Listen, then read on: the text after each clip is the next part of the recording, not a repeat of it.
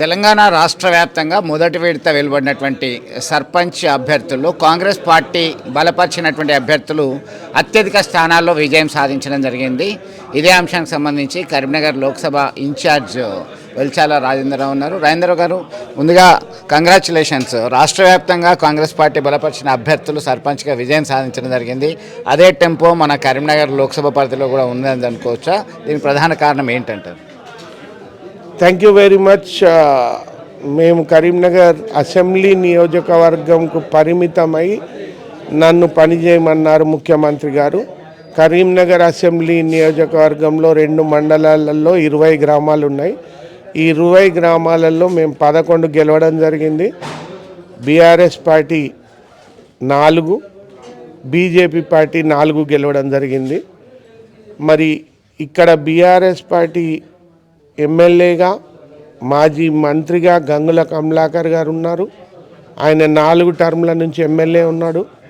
ఇక్కడ BJP party నుండి బండి సంజయ్ గారు 2 సార్ల ఎంపీగా ప్రాతినిధ్యం వహిస్తున్నారు.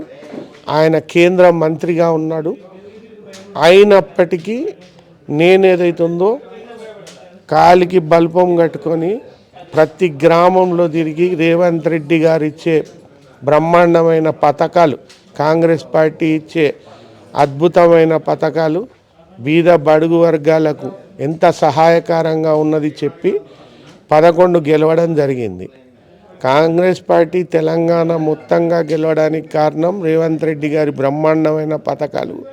కాంగ్రెస్ పార్టీ అద్భుతంగా నిర్వహిస్తున్న ప్రభుత్వం. కానీ ప్రత్యేక కారణాలున్న కరీంనగర్లో గెలవడం అంటే అదొక స్పెషల్ థింగ్. ఆ స్పెషల్ థింగ్కు కారణం ఏంటంటే నేను చాలా అత్యంత కృషి పెట్టి ప్రజల వద్దకు వెళ్ళి క్యాండిడేట్లను, మంచి క్యాండిడేట్లను తయారు చేసి వాళ్ళకు ధీటుగా పెట్టి ఈరోజు మెజారిటీ స్థానాలు మోర్ దెన్ 50% వార్డులు కానివ్వండి, ఉప సర్పంచులు కానివ్వండి, సర్పంచులు కానివ్వండి గెలవడం జరిగింది. ఇదే టెంపోలో మేము ఏదైతుందో ఎంపీటీసీ ఎలక్షన్స్, జడ్పీటీసీ ఎలక్షన్స్లో కూడా మరియు మున్సిపల్ కార్పొరేషన్ ఎలక్షన్స్లో కూడా తప్పకుండా బిగ్ మెజారిటీ సాధిస్తాము. అండ్ ముఖ్యమంత్రి ఆలోచనలకు అనుగుణంగా నాకు ఇచ్చిన బాధ్యతను సక్రమంగా నిర్వహిస్తానని చెప్తున్నాను. అంటే మీరు లోక్సభ ఇన్ఛార్జిగా ఉన్నారు కదా, కేవలం కరీంనగర్ అసెంబ్లీకే ఎందుకు పరిమితం కావాల్సి వచ్చింది? మీరు మరింత ఎఫర్ట్స్ పెడితే ఇంకా అధికంగా స్థానాలు మీరు బలపరిచిన అభ్యర్థులు వచ్చే అవకాశం ఉండే కదా. మా లోక్సభ నేను కంటెస్ట్ చేసిన లోక్సభ పరిధిలో మా కాంగ్రెస్ పార్టీ ఎమ్మెల్యేలు ఉన్నారు, ఇన్ఛార్జీలు ఉన్నారు. వాళ్ళ నియోజకవర్గాలలో వాళ్ళు ఏదైతుందో స్పెషల్ ఎఫర్ట్స్ పెట్టే అవకాశం ఉంది. కాబట్టి కరీంనగర్లో మాకు ఇక్కడ ఎవరూ ప్రాతినిధ్యం వహిస్తలేరు. ఎమ్మెల్యే లేడు, ఎంపీ లేడు. మా పార్టీ నుండి కాంటెస్ట్ చేసిన అభ్యర్థి సస్పెండ్ అయినాడు. మా ఎమ్మెల్సీ గ్రాడ్యుయేట్ క్యాండిడేట్ కూడా ఓడిపోయినాడు. కాబట్టి ముఖ్యమంత్రి గారు నన్ను పిలుచుకొని, రాజేంద్రరావు నువ్వు కరీంనగర్ అసెంబ్లీ నియోజకవర్గంలో ఉండి కరీంనగర్ గ్రామాలన్నిటికీ, కరీంనగర్ డివిజన్లన్నిటికీ పోయి ఫౌండేషన్ గ్రాస్ రూట్ నుండి బిల్డ్ చేసి ఈసారి గంగుల కమలాకర్ను, బండి సంజయ్ని ఎట్టి పరిస్థితులలో ఓడియాల్సిందే, అది ఓన్లీ నీతోనే సాధ్యమని చెప్పి పంపడం జరిగింది. ఆయన పెద్దాయన నాకు ఆ బాధ్యత ఇచ్చినాడు కాబట్టి నేను ఇక్కడ బాధ్యత తీసుకొని పనిచేస్తున్నాను. అంటే రాబోయే కాలంలో కరీంనగర్ అసెంబ్లీ నియోజకవర్గం మీద మీరు కాన్సన్ట్రేషన్ చేసే అవకాశాలు ఉన్నాయా? దీన్ని బట్టి నన్ను చేయమని ముఖ్యమంత్రి గారు చెప్పినారు.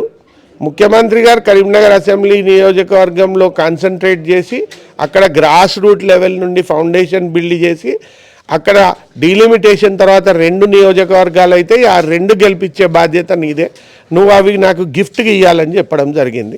నేను అదే దిశగా పనిచేస్తున్నాను. కాంగ్రెస్ పార్టీ అంటేనే ఇంటర్నల్ డెమోక్రసీ పేరు మీద అసమ్మతి అనేది రాజ్యం వెళ్తుంటుంది సహజంగానే. ఇక్కడ ఉన్నటువంటి సిస్టమ్ అంటే దేశవ్యాప్తంగా, రాష్ట్రంలో కరీంనగర్కు కూడా ఇది అతీతం కాదు.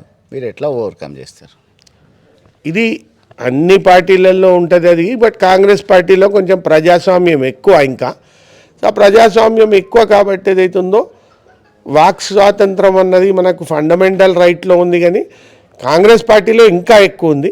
కాబట్టి కొంత ఎవరికి వారు ఏదైతుందో వాళ్ళ లెవెల్లో వాళ్ళు పనిచేస్తూ ఉంటారు. ఇప్పుడు నాకు ముఖ్యమంత్రి గారు చెప్పింది ఏంటి, నువ్వు గ్రామాలలోకి వెళ్ళు, నువ్వు డివిజన్లలోకి వెళ్ళు, నువ్వు గ్రౌండ్ మీద పని చేస్తేనే పని జరుగుతుంది అని.